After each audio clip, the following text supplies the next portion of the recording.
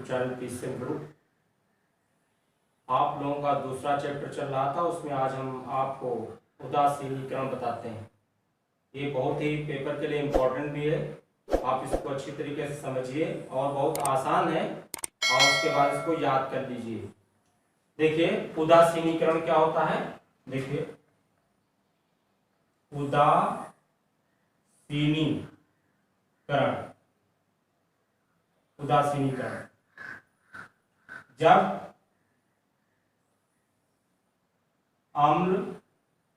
जब अम्ल किसी क्षार से क्रिया करता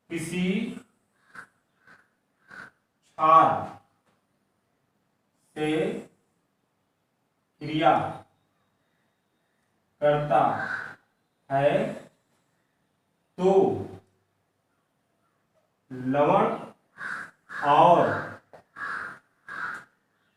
जल बनता है। जब अम्ल किसी क्षार से क्रिया करता है तो लवण और जल बनता है।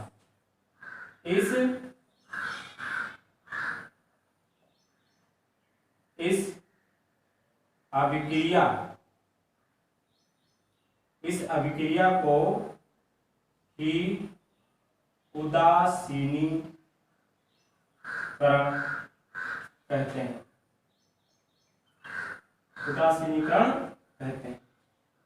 समझ गए। जब कोई अम्ल किसी क्षार से क्रिया करता है तो जल बनता है, क्या बनता है, लवण बनता है, दो चीजें बनती हैं। इसी अभिक्रिया को हम क्या बोलते हैं, उदासीनीकरण बोलते हैं।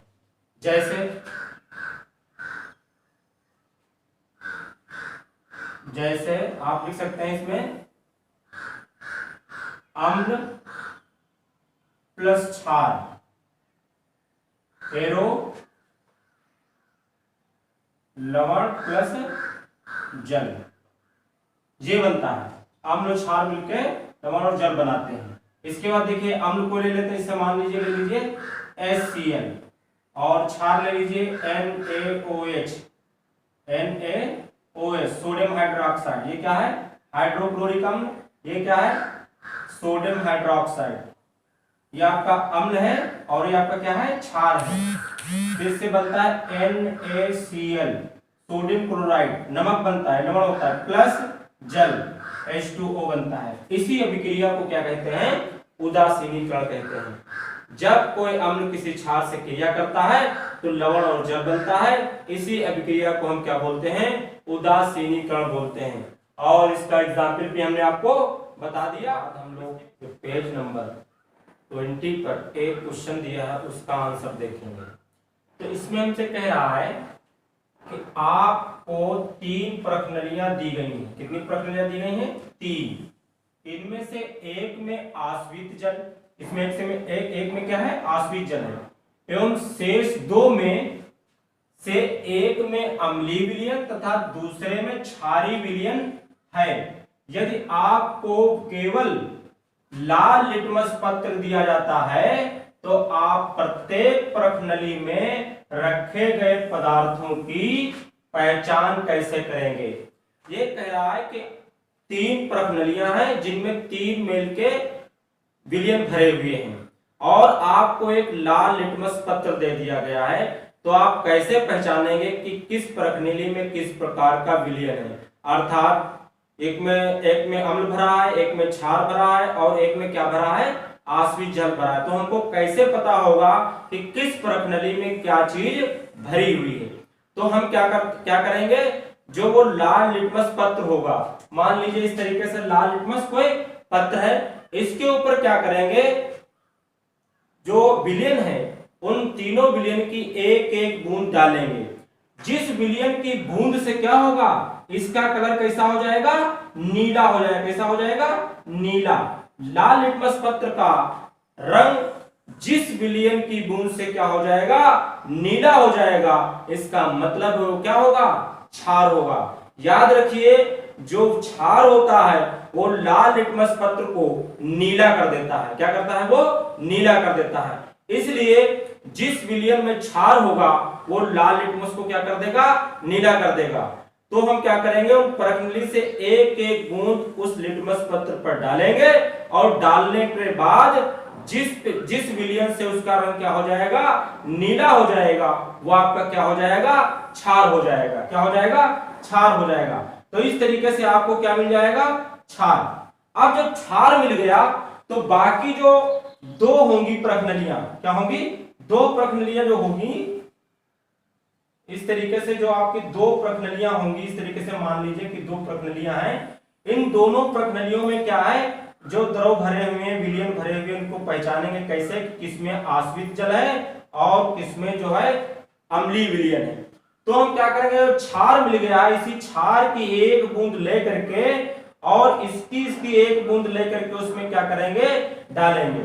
जब ये क्षार ऐसे डालेंगे और यदि इसमें कोई परिवर्तन नहीं होता, इसके कलर में किसी तरीके का कोई परिवर्तन नहीं होता है, तो इसका मतलब है कि ये जो फिर विलयन है जिसका इसमें से एक बूंद लिया गया और इस पे क्षार डाला गया, इस बूंद में मिलाया गया, तो इसका कोई कलर नहीं बदला, इसका मतलब ये क्या हो जाएगा, आश्रित विलयन हो जाएगा। क्या हो जाएगा, आश्रित विलयन हो जाएगा।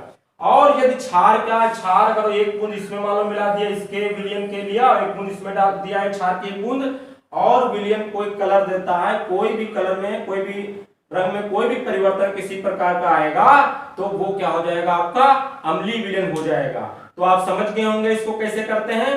समझिए कि तीन प्रश्नावलियां हैं, एक में अम्ल, एक में क्षार, एक में आश्रित जल भरा है, और हमको लिटमस पत्र दिया गया है और पता करना है कि किस प्रश्नावली में क्या क्या है, अम्ल है, क्षार है और किसमें आश्रित जल है। तो इसको पता करने के लिए हम क्या करते हैं, एक बूंद उस लिटमस पत्र पर तीनों की डालते हैं।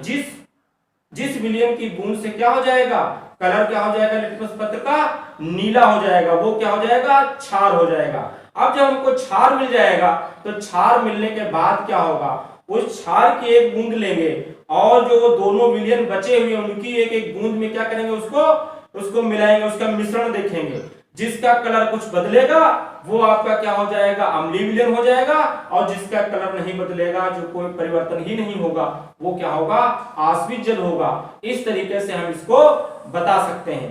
अब हमने क्या किया, इसको बोर्ड पे लिख दिया है ताकि आपको नोट्स बनाने में कोई दिक्कत ना हो, और आप इसका स्क्रीनशॉट ले लीजिएगा और नोट्स अच्छी तरीके से बना लीजिएगा। हमने क्लियरिटी से आपको समझा दिया है। हम इसको पढ़ भी देते हैं, आपको समझा देते हैं फिर से।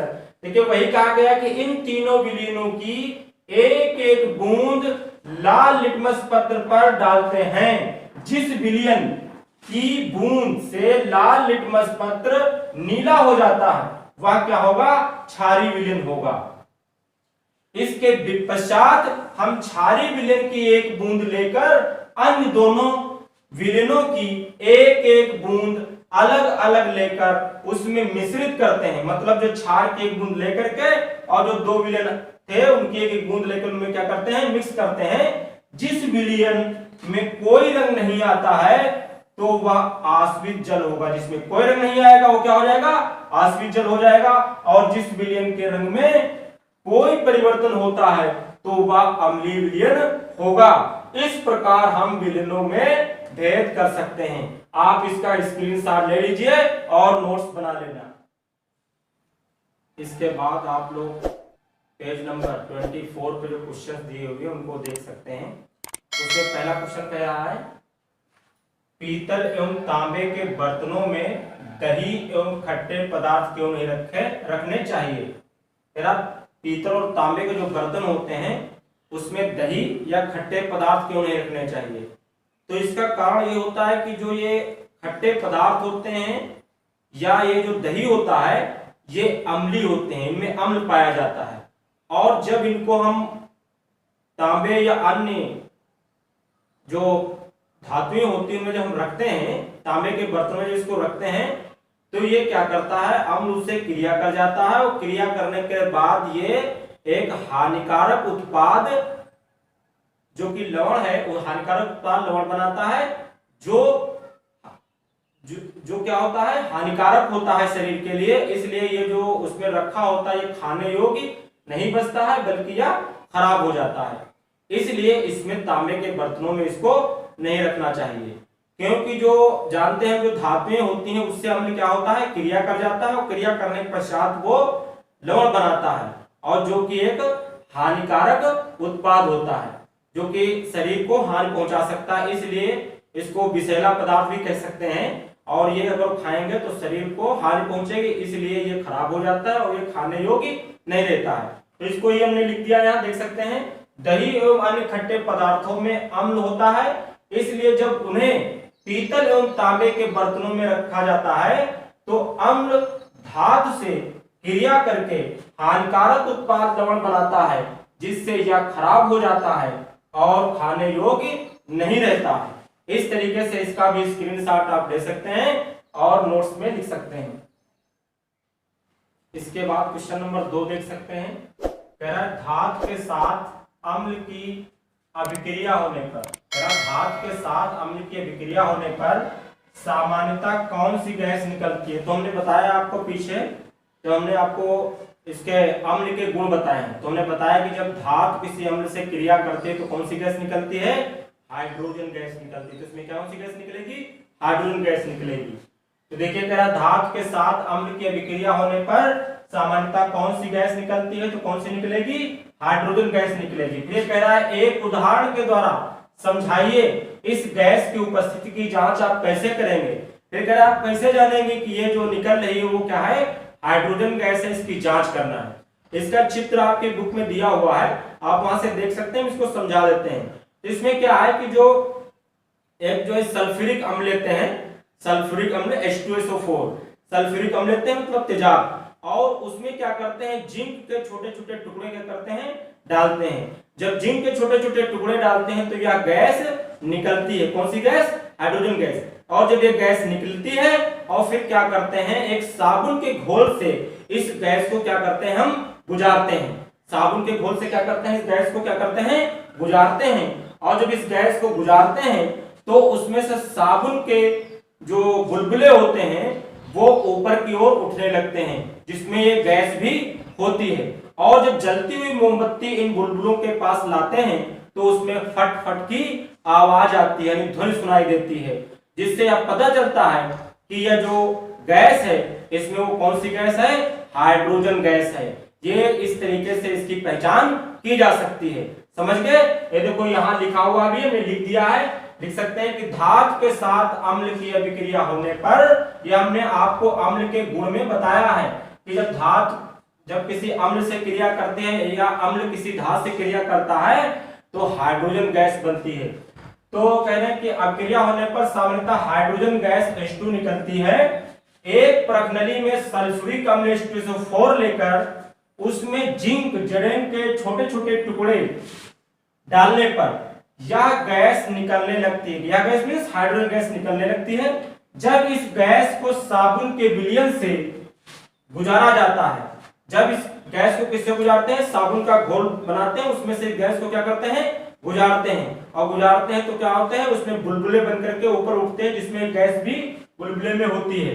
गुजारा जाता है जो साबुन के विलयन में बुलबुले बनने लगते हैं। अब इन बुलबुलों के पास जलती हुई मोमबत्ती लाने पर, अभी बुलबुलों के पास हम क्या लाते हैं, जलती हुई मोमबत्ती लाते हैं, लाने पर यह फट फट की ध्वनि के साथ जलने लगती है। इससे यह ज्ञात होता है कि यह हाइड्रोजन गैस है। ये कौन सी गैस है, हाइड्रोजन गैस है। इस तरीके से इसको हम देख सकते हैं। इसके बाद जो क्वेश्चन नंबर इसका लास्ट तीसरा है वो कह रहा है कोई धातु यौगिक ए तन हाइड्रोक्लोरिक अम्ल के साथ क्रिया करता है तो बुदबुदाहट उत्पन्न होती है। इससे उत्पन्न गैस जलती हुई मोमबत्ती को बुझा देती है। यदि उत्पन्न यौगिक में से एक कैल्शियम क्लोराइड है तो इस अभिक्रिया के लिए संतुलित रासायनिक समीकरण लिखिए। इसके लिए हमको समीकरण लिखना है।